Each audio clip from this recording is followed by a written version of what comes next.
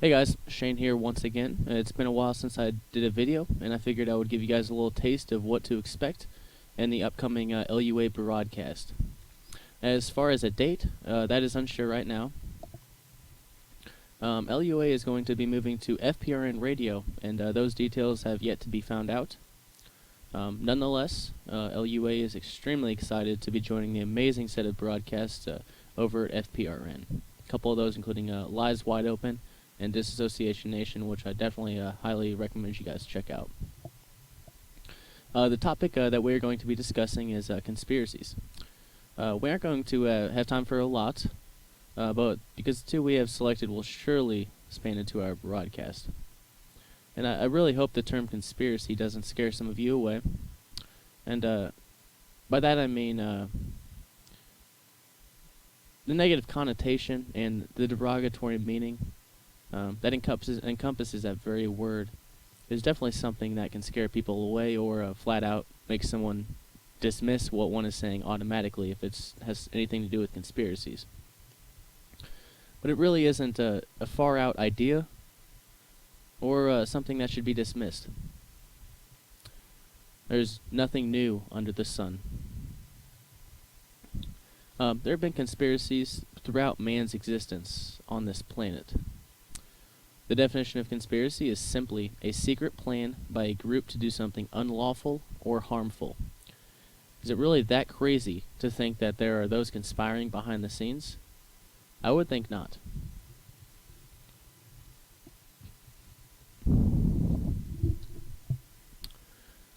When one looks at the events going on in the world around them, it's definitely an overwhelming observation. But when one looks at the events and thinks critically about them, it's not hard to make the conclusion that someone is benefiting. Cui bono. Someone is benefiting from the murder, the famine, the war, and the destruction of freedom worldwide. The truth is, in some way, all of these events are connected. And their connection is by those that are behind them. For example, let's look at the Federal Reserve. Since the Federal Reserve has been in existence, there have been three major world wars. World War I, World War II, and the War on Terror, which is still not over and could very well develop into another world war. Gold and silver have been stripped away as the backing of currency, giving us a fiat currency, a currency that has no value whatsoever. It's not backed by anything of value, and quite frankly, it's an illusionary form of currency. The only value it has is what we give it. The dollar today in 1913 would be worth only 4 cents. 4 cents. Ronald Reagan was quoted as saying in 1984 in the Grace Commission report, quote, 100% of what is collected is absorbed solely by interest on the federal debt and by federal transfer payments. In other words, all individual income tax revenues are gone before 1 nickel is spent on the services taxpayers expect from government. End quote.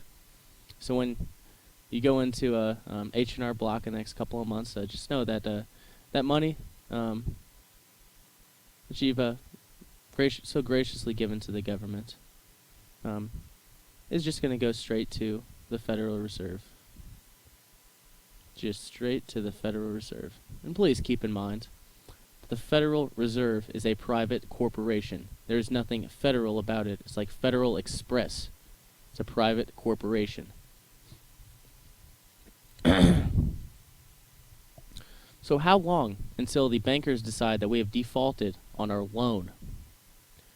Our debt today is a whole hell of a lot higher than it was back when Reagan made that quote.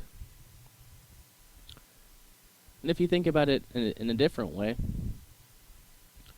and how a dollar today in 1913 would be worth only 4 cents, how long until it's worth nothing? Nothing at all. I mean, honestly, it's already worth nothing, because there's nothing of value in our fiat currency and our Federal Reserve notes.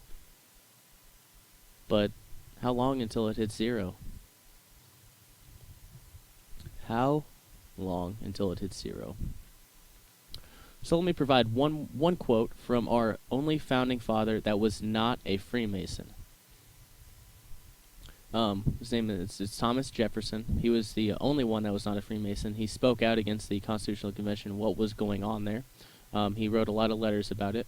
He knew it was going on, and he did not like it. But granted, at the time, he was an old man, and all he could really do was write and hope people would hear him out, much like a lot of very good alternative media today is. Quote, I believe that banking institutions are more dangerous than standing armies.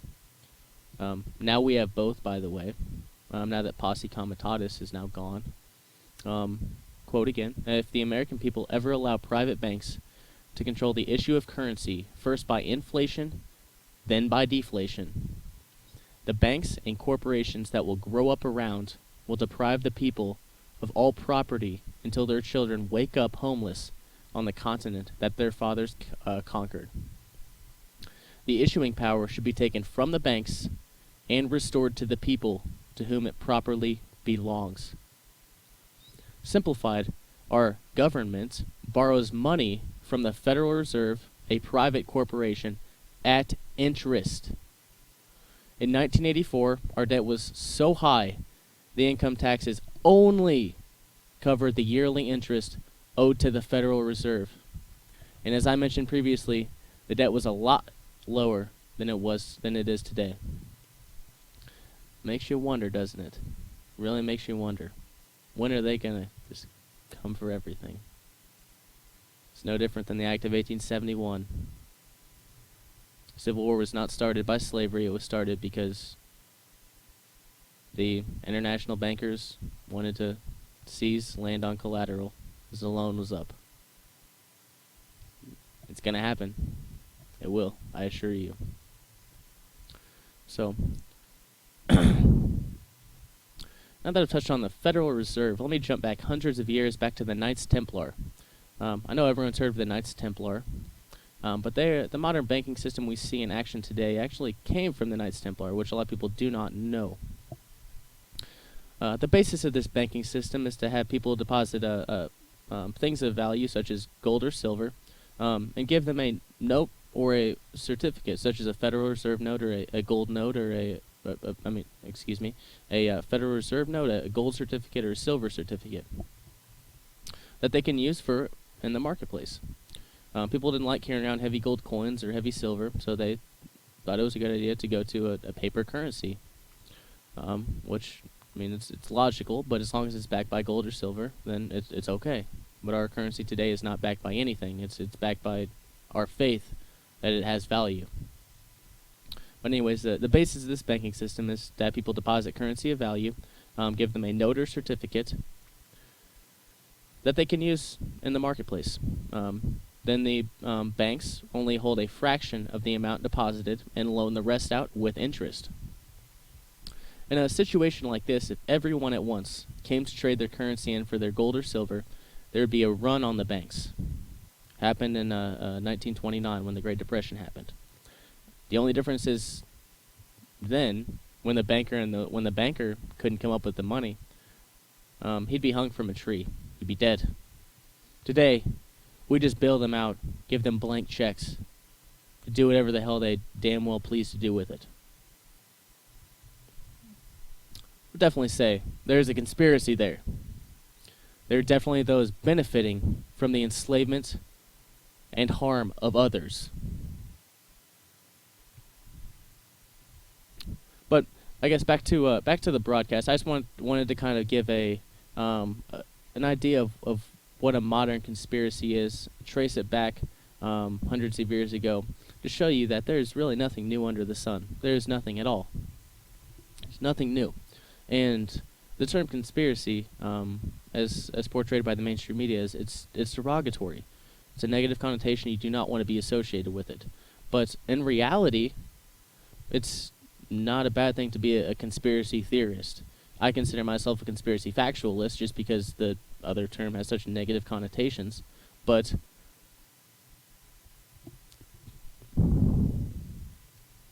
nonetheless,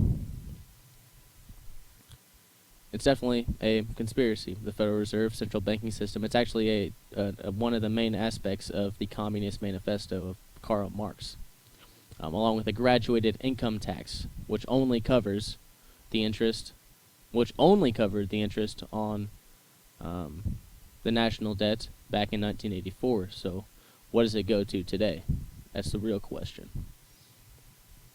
So, now that I've kind of given you a general idea of a conspiracy and how there are conspiracies out there, there really are, and it doesn't mean it's not a bad thing to believe in a conspiracy. It really isn't. It's not. Doesn't mean you're insane. Doesn't mean you wear a tinfoil hat, which I might add is the dumbest thing I've ever heard to describe a conspiracy theorist. But regardless. The conspiracies we'll be discussing in our broadcast, and I say we, and you'll find out why in that broadcast. We'll be discussing 9/11 and FEMA. We'll be touching on the foreknowledge of 9/11 to show you that it wasn't just a random act of terrorism. We'll be explaining how this wasn't the first time this government thought of flying planes into buildings. 2 words, Operation Northwoods.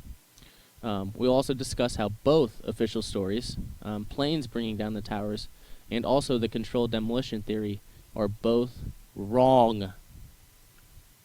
As far as what actually happened, what we believe to be the case with a lot of documentation, we only discuss things that we can bring an overwhelming amount of documentation and evidence to. So hold on, we're still researching, and we're attempting to get Dr. Judy Wood on the show, because she's the expert. Also, we'll be discussing why this false flag was planned and what was gained from it. Without a doubt, I can guarantee a lot of the information you will hear you have never heard before. As far as FEMA, we will discuss Mount Weather, which is pretty much just the continuity of government program, which is a FEMA installation. I will read an excerpt from Bill Cooper's book, Behold a Pale Horse, on the subject of FEMA and Mount Weather.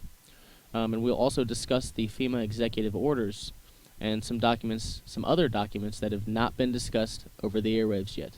And I thank my co-host that you guys do not know by name yet for bringing those to my attention. Again, we can personally guarantee a lot of this information has not been heard by most. We can also guarantee that the method in which it is presented will be inviting, eye-opening, and will drive you to do your own research. At least we hope. So that basically concludes this video. Make sure to check out the website. You're looking at it right now. This is the page for this is the Facebook or the website, the page on the website for the store. A lot of good shirts, bumper stickers, even an iPhone 5 case. They had the option, so I decided I'd try it. So if you're looking for a case, $13, check it out. Really lame, but decided to throw it up there. A lot of good stuff on there, and the shirts are actually reasonably priced for being custom shirts, and for me making a profit off of each one of them. So definitely, if you want to support the radio show when we're at FPRN, we definitely appreciate it. It's cheaper than anywhere else, but as 2 college students hosting a radio show, the money is not easy to come by. So we definitely appreciate any help we could get. Definitely keep a lookout for updates on the radio show at FPRN. I'm going to be meeting with Ryan here shortly, and we'll figure out all the details then, and I will definitely let you guys know. So that's all I have for you guys this evening. So I wish you a great morning, evening, wherever you are, whenever you're listening to this. LibertyUnderAttack.com. Thanks for watching.